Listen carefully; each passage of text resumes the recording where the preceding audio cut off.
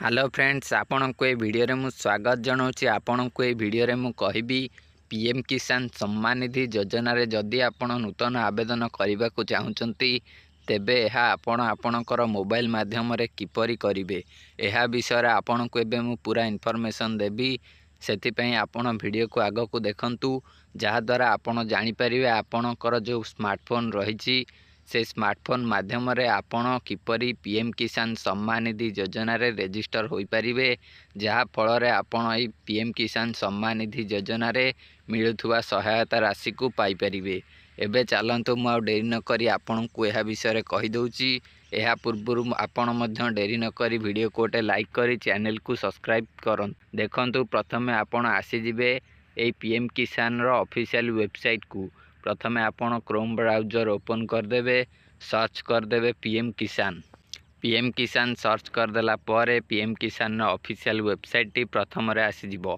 प्रथम रे आसिला पर आपण यह को डेस्कटॉप मोड करिनेबे। साइड रे देखंतु क्रोम रो जो ऊपर तीनोटी डॉट मिलुची, ए डॉट ऊपर क्लिक करी तळे आपण माने को गोटे ऑप्शन मिलिबो डेस्कटॉप मोड रो। ए डेस्कटॉप मोड ऑप्शन ऊपर क्लिक करिवे। देखंतु ए जो डेस्कटॉप साइट लिखा हिची ए डेस्कटॉप साइट ऑप्शन ऊपर आपण क्लिक करदेवे।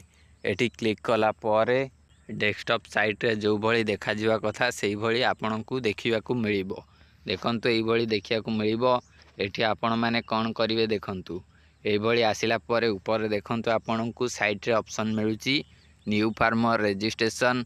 आपण एठी क्लिक करि परिबे, नूतन फार्मर जे से रजिस्टर होई परिबे।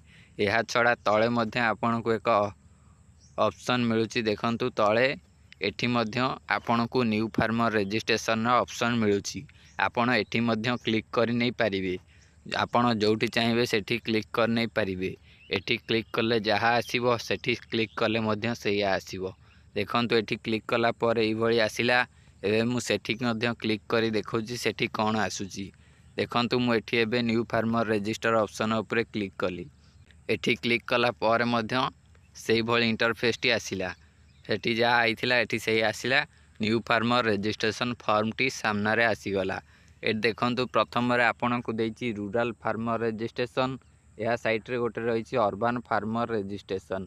जदि आपण रूरल रे आउचंती माने ग्रामीण क्षेत्र रे आउचंती तेबे आपण रूरल सिलेक्ट करिवे। जदि आपण शहरी क्षेत्र रे आउचंती तेबे आपण अर्बन सिलेक्ट करिवे। आपणकर जहा आपण ताहा सिलेक्ट करि नेबे। एटी सिलेक्ट कला पर तळे आपण को आपणकर आधार नंबर दबा को पड़िबो। आपणकर आधार नंबर आधार कार्ड देखि के एठी एई बॉक्स रे फिल अप कर देबे। आधार नंबर देला पर साइट रही मोबाइल नंबर। आपणकर जो मोबाइल नंबर रही मोबाइल नंबर एठी दे देबे। मोबाइल नंबर देला पर एठी स्टेट सिलेक्ट करिया को ऑप्शन रही। आपण आपणकर स्टेट टी को सिलेक्ट कर देबे।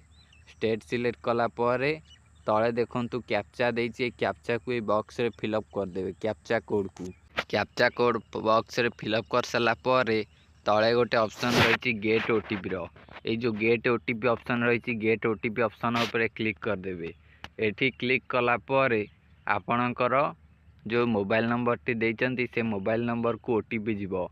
ओटीपी टी को देला पर रजिस्टर फॉर्म आपणक सामना रे आसी जीवो। आपणकर नाम गाँ ठिकाना जहाँ भी किछि मागिबो से फॉर्म रे आपण भरी देबे। फॉर्म टी भरी आपण दाखल कर देबे, सबमिट कर देबे।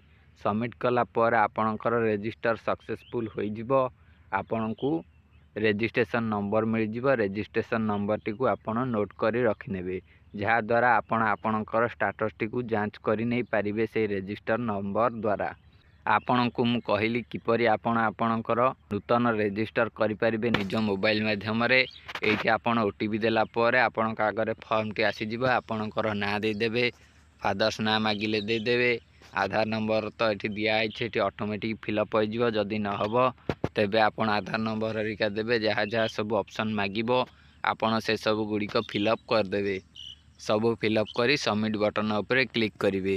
यापर आपणकर आवेदन सक्सेसफुल हो जिवो। जदि आपण नूतन आवेदन करिया को चाहूँगी तेबे आपण एबे करंतु।